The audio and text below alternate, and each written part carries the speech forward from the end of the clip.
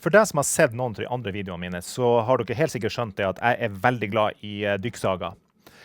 Det er min favorittsag for å kappe plate og ting som er litt langt, fordi at du har et skinnesystem som gjør at det er veldig lett å få rette fine kutt.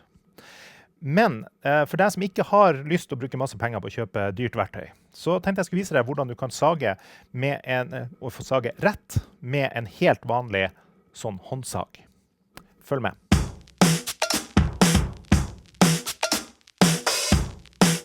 Det første du kan gjøre for å prøve å sage rettere med en sånn håndsag, er i stedet for å gripe rundt håndtaket sånn som man lett gjør, fordi at det er formet på den måten, så plasserer du en finger frem, sånn at du støtter opp sagbladet, og du har mer kontroll på saginga. Men det hjelper deg den veien, men ikke den veien. Og så, jeg synes fortsatt det er vanskelig å sage rett med en sånn håndsag. Mulig du får det til bedre enn meg, det gjør du helt sikkert, men jeg har i hvert fall funnet ut at jeg må ha litt hjelp. Det du trenger er selvfølgelig en skarp og god håndsag, en vinkel, og minimum 2 sånne klemmer. Her er bare en rest av en hobbyplate jeg tenkte jeg skulle bare vise det her på. Hobbyplate er jo veldig fint hvis du skal lage en hylle en plass der du ikke får kjøpt en hylle som passer, eller du skal lage deg møbler rett og slett på en enkel måte. Og de får du tak i overalt. I tillegg så trenger du da litt rester etter noen annen plankebit eller noe sånt. Det må være så rett som mulig, så hvis du da skal sage langt, så må det ikke være noe sving i treverket. Fordi trikset er jo da at saga skal skli langs planken. Så det er viktig at den er helt rett. Så er det viktig at det er en 90 graders vinkel, den siden som settes ned mot treverket. Så har jeg nå funnet meg et hjørne her jeg kan bruke. Bestemmer deg for hvor du skal kappe. Så liner du opp klossen langs den streken. Men for å få et pent kutt, så kan det være lurt å bruke en annen kapp under, sånn at du har noe rett under der du sager, og i tillegg på toppen.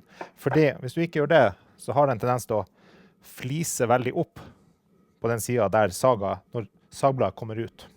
Så kan du, mens du klemmer sammen, så finjusterer du og får den til å følge kanten du skal ha.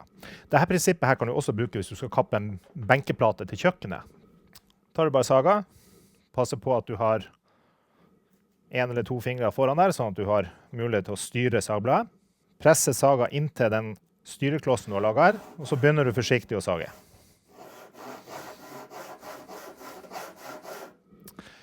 Og hvis du da synes det her er litt vanskelig, eller rettere sagt, jeg synes det er vanskelig å sage pent med sånn her sag, selv om man gjør det på denne måten, så kan du også da veldig enkelt bare, hvis du har en bit til, setter du saga nedi, dytter den klossen inntil, passer på at saga fortsatt kan bevege seg, for at det ikke blir for mye motstand.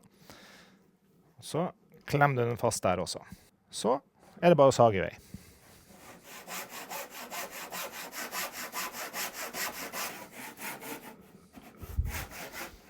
Sånn. Så har du da en rett og fin 90 graders saging der. Og så har du saget da litt ned i den planken du har under. Og så vil du se at du har en ganske så fin, ren kant, også på baksiden, i motsetning til hvis du sager uten den. Fordi når du sager deg gjennom treet her, når du kommer til bunnen, og hvis det ikke er noe som hjelper til å holde det treet som er nederst på plass, så har et sånt sag en tendens til å røske opp i treet, og dermed så får du en sånn oppflising under. Men når saga da går igjennom, og den holdes på plass av den planken under her, så får du en mye finere kant. Så litt kreativitet og enkle verktøy, og du kan få til veldig mye selv. Lykke til!